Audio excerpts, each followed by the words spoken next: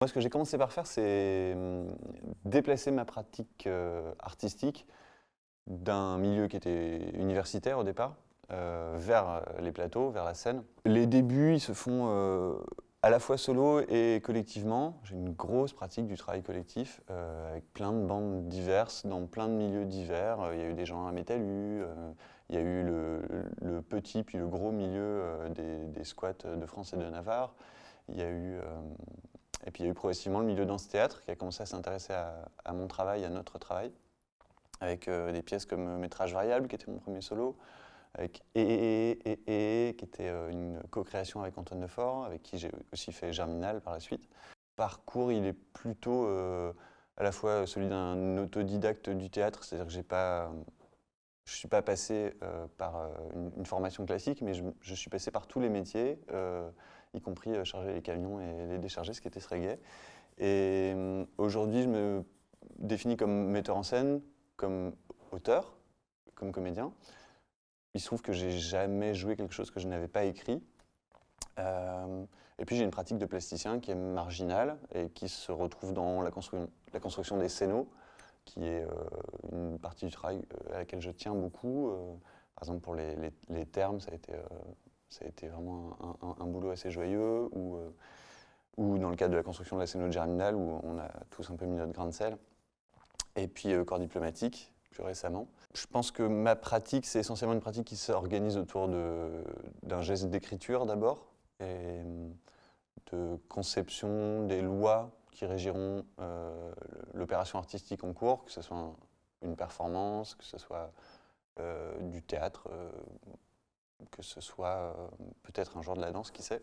Ensuite, une écriture de plateau, dans le sens le plus littéral du terme, c'est-à-dire que concrètement, je commence le travail en me mettant dans un studio devant un espace vide et en me posant la question, qu'est-ce qui devrait advenir là? Qu'est-ce qui est à voir? Et je travaille beaucoup sur ça, sur la conduction du regard du spectateur, de la spectatrice. Et mon travail dramaturgique, il se fait généralement au fur et à mesure de la diffusion du travail. Parce que dans l'équation, ce qu'il y a sur le plateau, ce qu'il y a dans la salle, et la façon dont tout ça est arrivé, c'est-à-dire la dimension publique de notre travail, le fait qu'on bosse avec des lieux, qu'on a des logiques de programmation, on bosse avec des contextes de diffusion. Moi, j'ai toujours essayé d'intervenir le plus en amont possible de cette chaîne pour que l'expérience du spectateur soit la plus proche de ce qu'on voudrait qu'elle soit. J'ai donc co-dirigé l'amicale de production de 2007-2008, on ne sait pas exactement quand ça a commencé cette histoire, jusqu'en 2016, et décidé de quitter la direction artistique et de lancer une compagnie de mon côté pour assumer une ligne esthétique sensiblement différente, et puis sortir du travail collectif, qui a été une grande joie, mais qui est aussi une sacrée logistique au quotidien. Je tiens compte de tous les contextes, puis on peut dire qu'il y a un peu plusieurs zones d'influence. Il y a à la fois le contexte local, ce qui se passe au moment où ça a lieu sur un plateau. Moi, j'ai, je pense, une pratique d'un théâtre adressé, même il peut faire exister un quatrième mur, on peut très bien pratiquer un théâtre adressé qui est profondément fait pour aller chercher les gens sans forcément aller les chercher en cassant le quatrième mur. Dans l'écriture, même s'il y a toujours chez moi une volonté de ne pas aller chercher des sujets d'actualité comme matériaux de départ, j'écoute la radio, je vis dans une ville, je vote quand c'est possible. Tout ça, c'est un bain dans lequel je suis plongé au moment où j'écris. Il se trouve que je ne monte jamais de pièces, de textes existants. Je pars de mon propre matériau. Donc évidemment, ce qui se retrouve sur les feuilles que je donne aux comédiens, aux comédiennes, est forcément en relation avec le bain médiatique.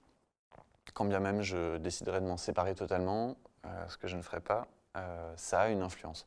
Moi, je pense que je suis intéressé par défendre des valeurs dans mon travail et dans sa pratique la plus commune, c'est-à-dire que je suis aussi employeur, c'est une forme de responsabilité sociale, faire en sorte que les gens aient des horaires normaux, ne deviennent pas fous en sortant d'une création, ne se tapent pas dessus, c'est déjà c'est déjà une grosse partie de mon engagement, faire en sorte que leur salaire soit correct et qu'il y ait équité salariale.